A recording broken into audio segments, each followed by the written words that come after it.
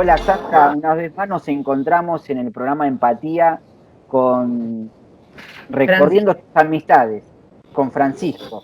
Contanos un poco quién es Francisco, cómo llega a cruzarte en tu camino y vi que tiene un currículum inmenso. Contanos un Sí, poquito vos. impresionante. Tiene una trayectoria. Mira, año 83. Ese fue el año en el que se cruzó la mediación en su camino. En ese Mirá, momento, él conoció al Papa Juan Pablo II, que actuaba como mediador en el conflicto entre Argentina y Chile. Tenía en ese momento un cargo político y se entusiasmó con esa idea. Por lo menos mirá, esto es lo que a mí me llegó. Y creo que de ahí siguió hasta el día de hoy. En el 93 participó como miembro del proyecto piloto de mediación para el Ministerio de Justicia.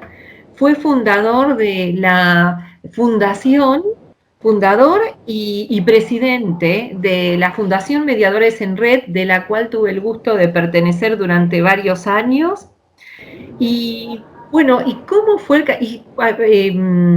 Fue representante del Centro Carter para Venezuela, para Colombia, para Ecuador, para Bolivia, y hoy en día forma parte de la ONU. Es un asesor senior, mediador y asesor senior en la ONU. qué presentación, Francisco, ¿eh? Sí, muy agradecido, Sandra, y la verdad que encantado de haberte reencontrado y agradecido que me presentes a Alejandro y de poder estar acá, un privilegio. Y la primera pregunta que a mí se me viene para arrancar ya de una es que me quedaba que el título que vos que tenés es especialista en negociación y conflictos complejos. Y yo digo, ¿qué es eso? ¿Cómo se maneja eso? ¿Cómo sería, Francisco, eso? Mira, bueno, como decía Sandra,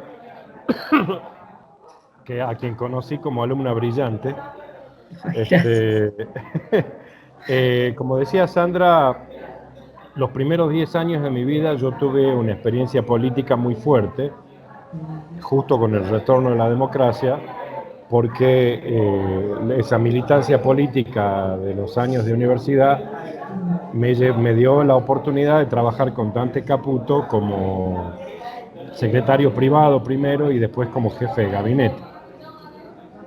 Entonces, esa experiencia política para mí fue fantástica, fue maravillosa, yo era muy joven, este, pero después, cuando dejamos el gobierno, trabajé varios años con Alfonsín, que era presidente del partido, me di cuenta que la política no era para mí. Y me dediqué a la mediación. Comenzó la mediación formalmente en el país, me dediqué a la mediación de conflictos interpersonales primero, cuestiones de familia, divorcios, cuestiones comerciales, entre vecinos, etcétera. Y poco a poco esos 10 años de experiencia política y esos 5 o 6 años de experiencia en mediación interpersonal confluyeron en, eh, en que yo me comenzara a dedicar a utilizar herramientas de mediación en conflictos sociopolíticos.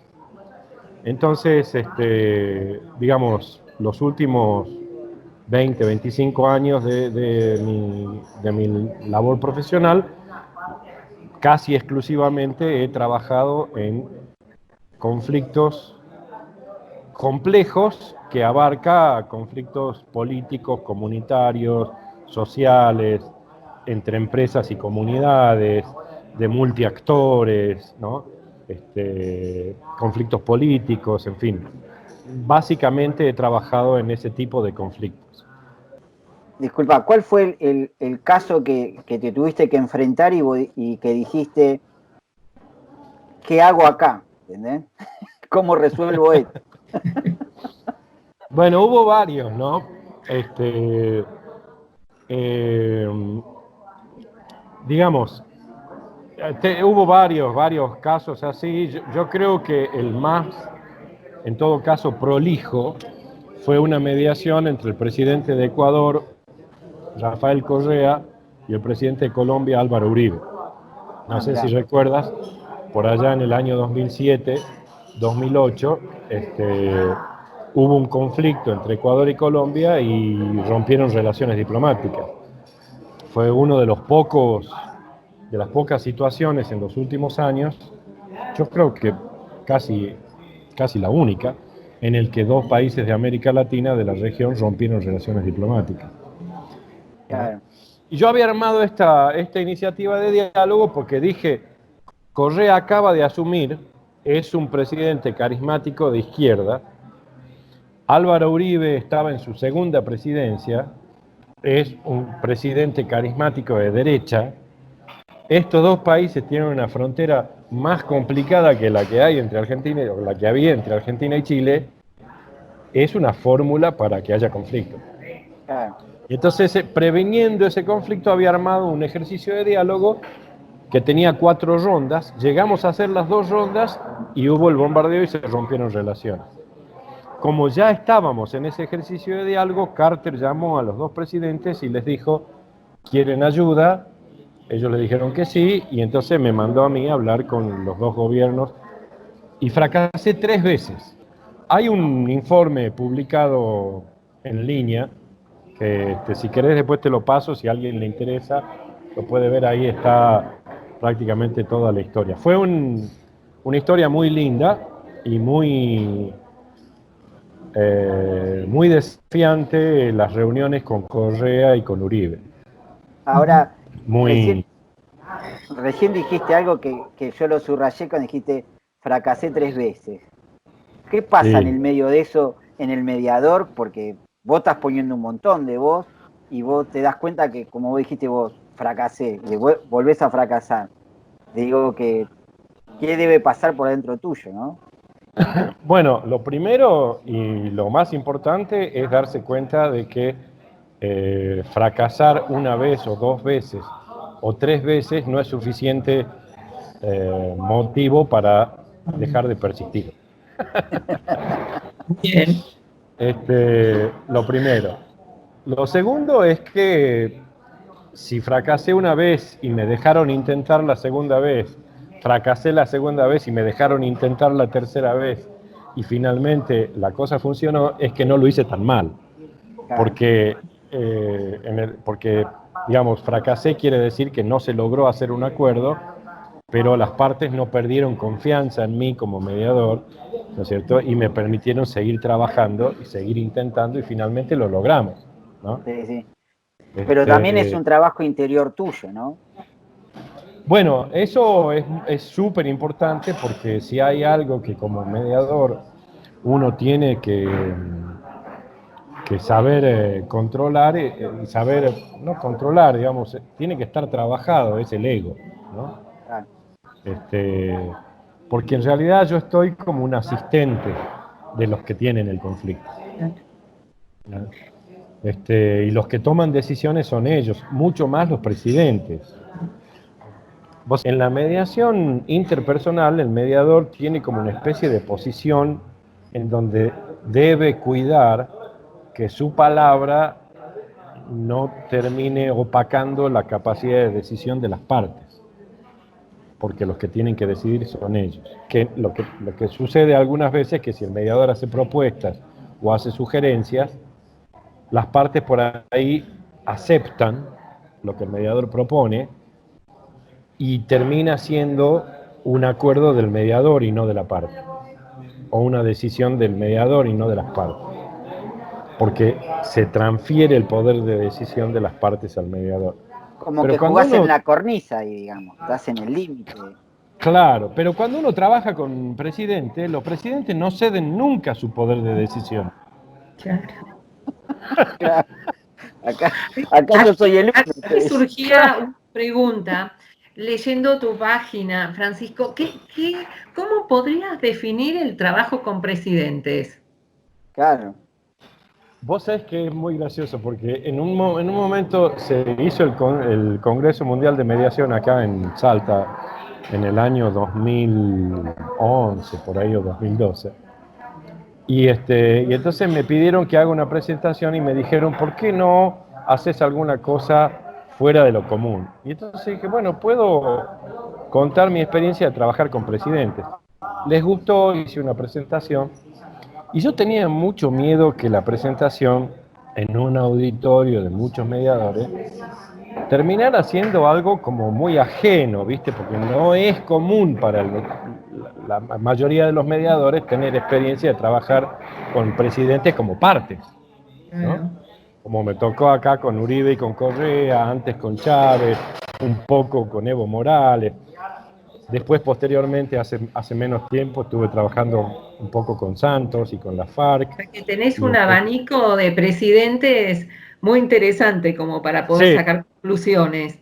Bueno, entonces hice una especie hice una presentación en donde busqué características y estuve, bueno, haciendo una reflexión acerca de cómo como mediador el hecho de haber tenido 10 años de experiencia en la política y haber viajado con Caputo por todo el mundo, haber tratado con presidentes, haber estado en reuniones internacionales y qué sé yo, me sirvió mucho para normalizar a esos personajes que uno ve de lejos y que son como cualquier otro o mucho peor, claro, ¿no? Que son de carne y hueso, digamos, ¿no? Claro, claro. Y yo tuve la oportunidad de trabajar muy de cerca con dos presidentes para los cuales trabajé, de los cuales aprendí muchísimo y a los que adoré, que fueron Alfonsín y Carter, ¿no? Dos seres humanos increíbles. Entonces primero ese temor reverencial en general no lo tengo, digamos, de trabajar con los presidentes. Pero bueno, hice una serie de análisis de las características y qué sé yo. Cuando terminé, se me acerca una chica y me dice: ay, doctor, no sabe qué útil su presentación, porque yo trabajo con conflictos escolares y los directores de escuelas son igualitos a los presidentes. Y los de empresas deben andar por ahí también, ¿no? Divino bien. Entonces, ¿sabes qué? Sí, es tal cual. Todo el que está en una posición de poder tiene ciertas características y vos como mediador tenés que saber navegar ahí. Claro. ¿Y cuáles podrían ser esas características? Contanos 2 o 3. Bueno, primero que por supuesto hay que escucharlos. ¿No? Tengo una anécdota divina de cuando trabajamos con Chávez y yo invité a William Ury, que es un profesor de Harvard, experto en negociación, muy amigo, muy brillante, pero que no habla español. Conseguimos una reunión con Chávez, después de una serie de cosas, y entonces comenzamos la reunión y Chávez, bueno, ustedes saben, le encantaba hablar muchísimo. Entonces Chávez hablaba y hablaba y hablaba y la intérprete que estaba al lado le toca la pierna y le dice: déjeme que le interprete.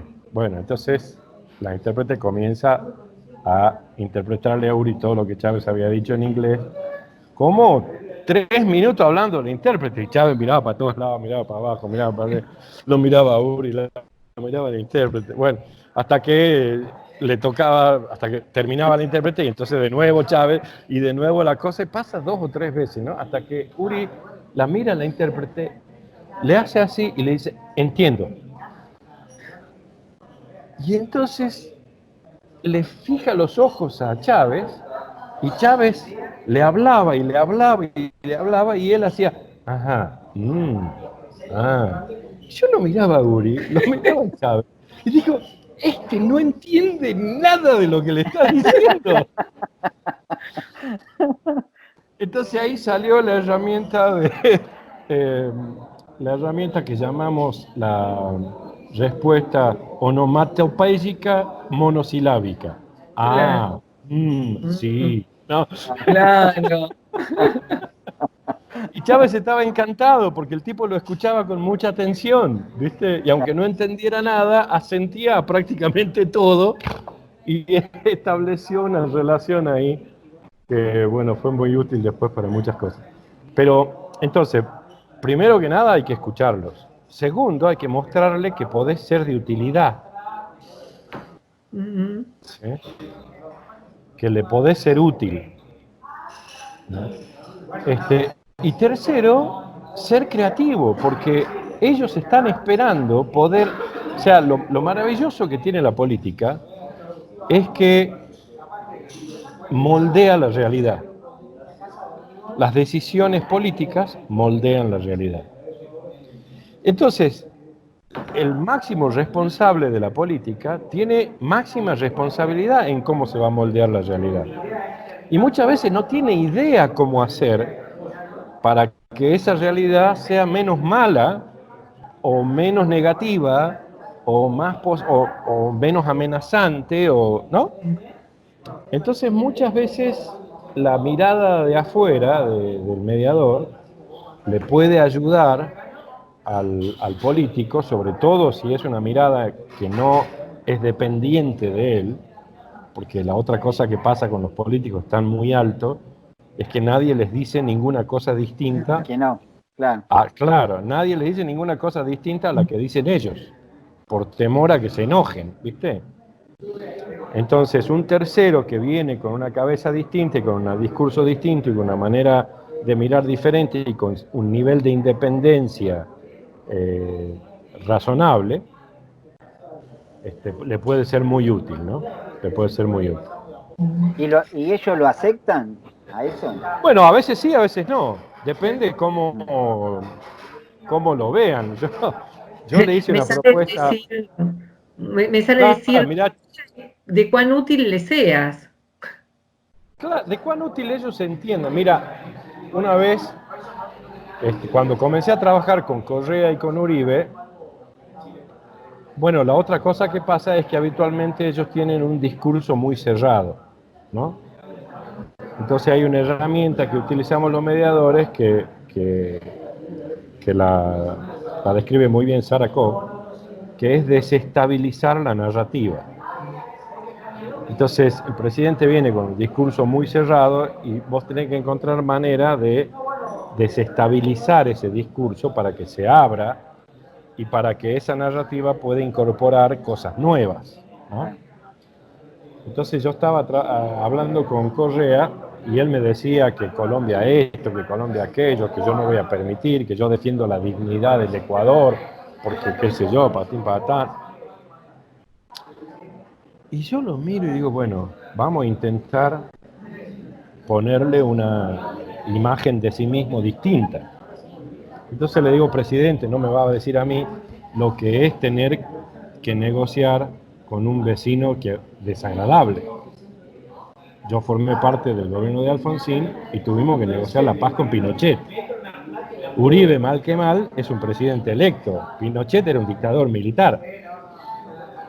Pero mi presidente era un hombre de Estado y supo perfectamente que tenía que tragarse el sapo de negociar la paz con Pinochet para poder consolidar la democracia en Argentina. Porque había innumerables problemas adentro del país de los cuales el presidente se tenía que ocupar, ¿no es cierto? Entonces, cerrar un frente externo fue una acción de Estado. Y el tipo me miró porque le estaba diciendo a él, ¿para qué tenés abierto un conflicto con Uribe cuando tenés tantas cosas de las que te tenés que ocupar adentro de Ecuador? Claro. Un buen estadista no se pelea con el vecino, sino que se ocupa de arreglar los problemas adentro, ¿no? Y le pegó. Y entonces ahí abrió y me dijo, bueno, usted lo va a ir a ver a Uribe, ¿no? Bueno, quiero que le diga, bla, bla, bla, y me mandó un mensaje positivo para Uribe, que abrió una línea de negociación, claro.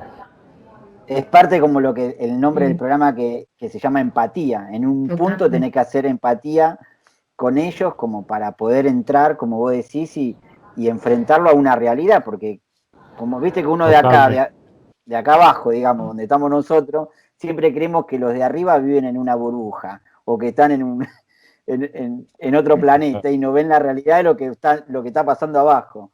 Y quizás tu lugar, al enfrentarlo vos, que vos, como vos decís, venís desde otro lugar, venís desde afuera, de en otra posición, vos los podés enfrentar. Ahora, una de las preguntas que más me llama la atención, no, que me gustaría hacerte es, porque vos no te enfrentás con personas, como vos decías hoy, en una mediación yo qué sé, una sociedad, de un matrimonio. Estás con gente poderosa, ¿eh? Y que vos sabés que lo que vos estás ahí, a la vez estás haciendo historia con todo. Sí.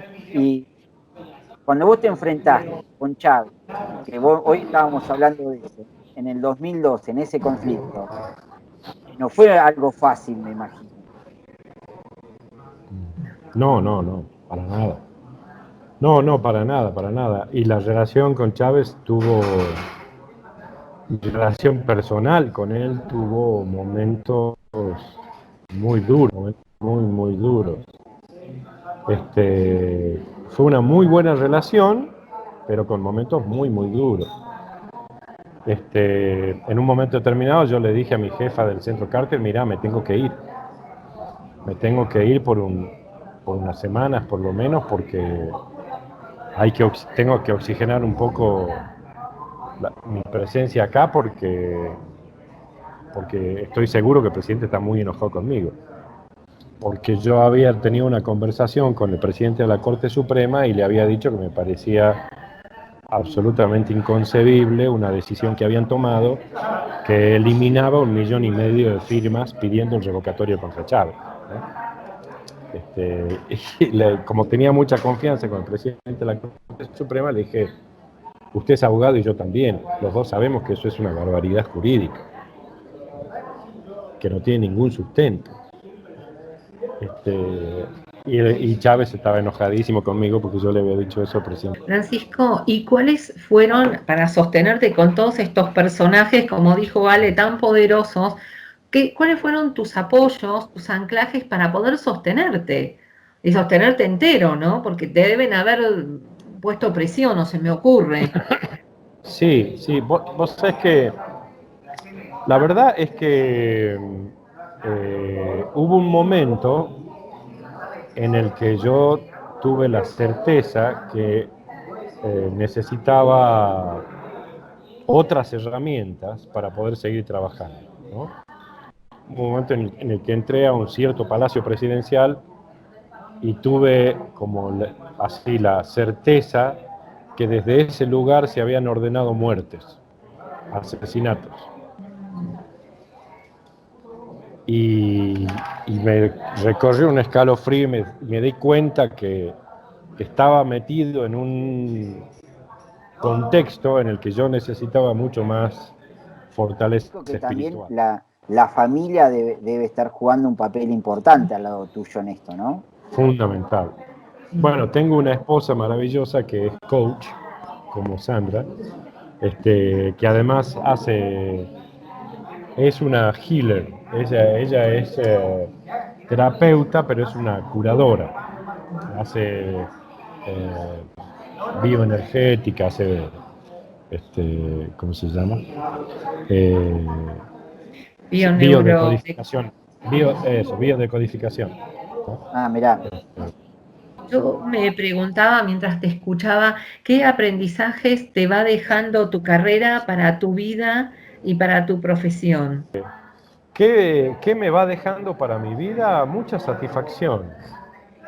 Y sobre todo, como decía Alejandro recién, uno va aprendiendo a distinguir lo importante de lo secundario, ¿no?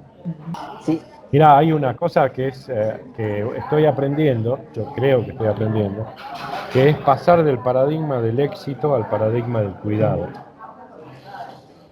Entonces, que no sea tan importante o que deje de ser el paradigma central el tener éxito, para pensar en, como dice Bernardo Toro, que mis acciones, sí, que mis acciones estén más orientadas por la decisión del cuidado personal, del cuidado de mi entorno y del cuidado del planeta, en coherencia, ¿no?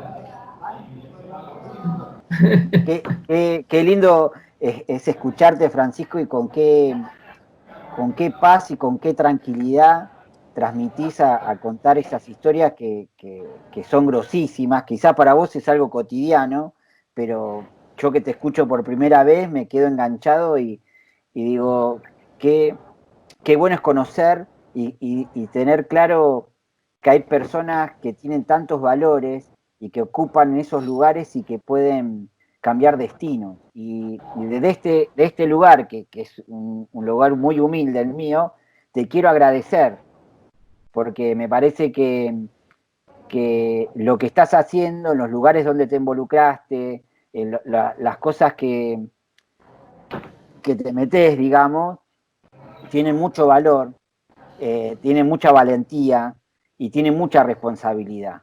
Y yo te quiero agradecer por eso. Muchas gracias. Mira, tuve mucha suerte, sobre todo porque tuve maestros maravillosos, ¿no? La verdad es que yo soy un agradecido a la fortuna de los maestros que tuve, ¿no? Tuve la fortuna de cruzarme con seres humanos geniales en distintos momentos de mi vida que me enseñaron un montón y de los cuales, digamos, tuve muchísimas enseñanzas, muchísimos modelos, ¿no? Maravillosos para funcionar. Así que la verdad que sí he sido muy afortunado. Bueno, tenemos 2 millones de preguntas más, pero ¿sabés? Sí. Esto va terminando el programa. Y como te decía, primero agradecerle a Sandra porque hace que podamos tener este vínculo, que podamos estar hablando y que del otro lado se puedan estar enterando que hay personas involucradas en política, en todo lo que es social, que tiene grandes valores como lo que vos estás contando. Bueno, César, ustedes están haciendo esto, me imagino que Nos dejaste mudos, nos me dejaste encanta. reflexionando. Y, No, pero es sí, que me imagino que esto que ustedes hacen no es para hacerse ricos. No, No, ustedes también están haciendo esto como una especie de sacerdocio en donde le pusieron el título Empatía a este programa porque están buscando esas cosas que ustedes valoran adentro de las personas con las que hablan, ¿no? Empatía, que es el programa el nombre que Ale le puso al programa es, si yo no vibro con vos y no te comprendo en tu mundo, y no me vas a dejar entrar. Aparte vamos a estar hablando chino y japonés. ¿No? Esto que dijiste de Uri fue hacer rapport. La humildad, desde donde uno escucha al otro. Entonces, es como que hay mucha gente que quizás no se suba a esto, pero hay un montón de personas que sí están como mirando desde este lugar. ¿Sabes que hace poco un amigo que está en Barcelona, que dirige el máster de mediación allá en la Pompeu Fabra, me dijo que quería que hiciéramos una conversación sobre negociación? Le dije que sí y después me mandó el título de la negociación pro-self y la negociación pro-social, ¿no? Y dice, quiero que discutamos de esto. Y sí, bueno, me costó entender la negociación pro-self, que es la negociación para mí mismo, digamos, Tal cual. la negociación pro-social, que es una motivación social. Y comenzamos a hablar y se dio un diálogo bien lindo. Y yo le decía, mira, le digo, yo la verdad es que no hay ninguna negociación que sea solo pro-self o solo pro-social. En realidad, cuando uno negocia con alguien, sobre todo si ese alguien, como me ha tocado negociar a mí un montón de veces, es estar en una posición de liderazgo, ¿no? Se mezclan las dos cosas, sus intereses personales, egoístas, y sus intereses como representante de un conjunto, de una comunidad, representante de los indígenas, representante de los gremios, representante de la sociedad civil, de la guerrilla, del gobierno, ¿no? Y estas es como si fuera una moneda que empieza a girar y en un momento determinado gira a tal velocidad que las dos cosas son una sola. Y en realidad eso me llevaba a pensar que también estamos en un proceso de evolución en el que estamos pasando por lo menos en el campo de la negociación, de esta noción de interdependencia que es tan importante en la negociación, como vos decías recién, entrar en el mundo del otro y que el otro se abra para entender su mundo y poder ayudarlo desde ahí, a darnos cuenta y ser conscientes de la unidad, de que todos estamos vinculados. ¿Y qué sería como que en la mediación, qué sería? Que los dos tienen que ganar, ¿no es cierto? Bueno, ese es porque el acá, principio básico, ¿no? Sí, Pero sí. ese es el principio básico. Pero en realidad, la manera en la que a mí me gusta mirarlo es que los dos tienen una gran oportunidad de superación, ¿no? De, de, de ser mejores y de hacer mejor. bueno, Francisco, te agradezco, la verdad, con el alma y gracias, Sandra, por darme la oportunidad de conocerlo, Sí, porque, nada, son personas que llenan el alma, de verdad, escuchar. totalmente. Y yo agradecer a la pandemia, reencontrarnos y poder tener esta charla, Francisco. Y gracias, Ale, a vos también por generar este espacio. No, la verdad Sí, que se logra empatía, digamos. Totalmente. Un nombre excelente para el programa. Qué Sí, es bueno. tu propósito, ¿no? es Muy así. bueno, De verdad, muchas muy bueno. gracias, Francisco. Un gusto. No, el Francisco, agradecido soy yo y los felicito de que ustedes generen este espacio, que son ustedes que lo generan. Entrevista que gracias. tuvimos con Francisco, la verdad que me quedé con ganas de seguir escuchándolo y lo que transmite, ¿no? Sí. Sí, cuánta paz, ¿no? Cuánta paz, cuánta humildad. A mí también me quedé encantada con esta charla y hubiera seguido horas escuchándolo.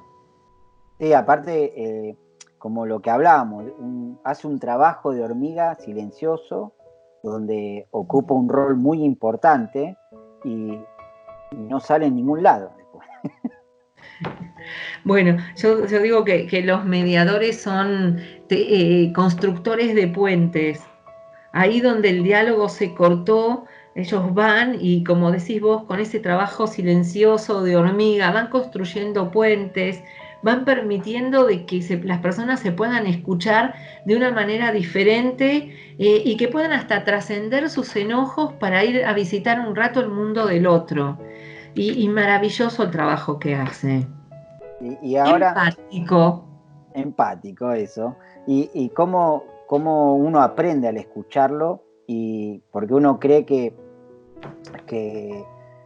corriéndonos del lugar donde con quien les habla, que son presidentes, tipos poderosos y gente con muchísima responsabilidad, lo llevamos a nuestro círculo y a veces a uno le cuesta saber ceder, le cuesta de correrse y decir, bueno, a ver, ahora te toca a vos, o decir, bueno, a ver, empatemos, o te escucho.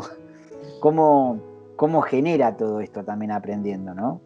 Sí, totalmente. Y otra cosa que rescato de la conversación que él resaltó es el sentido. ¿Para qué hacemos lo que hacemos? Y que nuestra fortaleza y nuestra perseverancia cuando se nos pone difícil la cosa es volver a anclarnos en ese sentido de para qué hacemos lo que estamos haciendo. Sí, es Y verdad eso. eso lo recalcó. Uh-huh.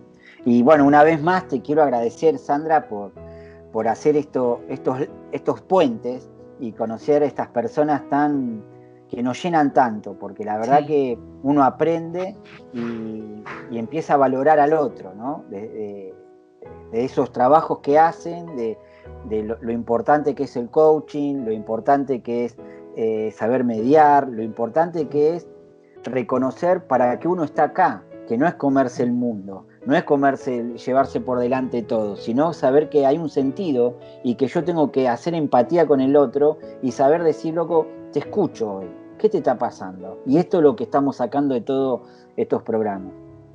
Qué bueno, qué bueno. Bueno, Ale, yo también agradecerte porque me abriste un espacio también para mí de mucho aprendizaje y de compartir con vos estos espacios y poder abrirnos a escuchar a otras personas. Así que muchas gracias para vos y nos vemos en el próximo programa. Nos vemos. Chao.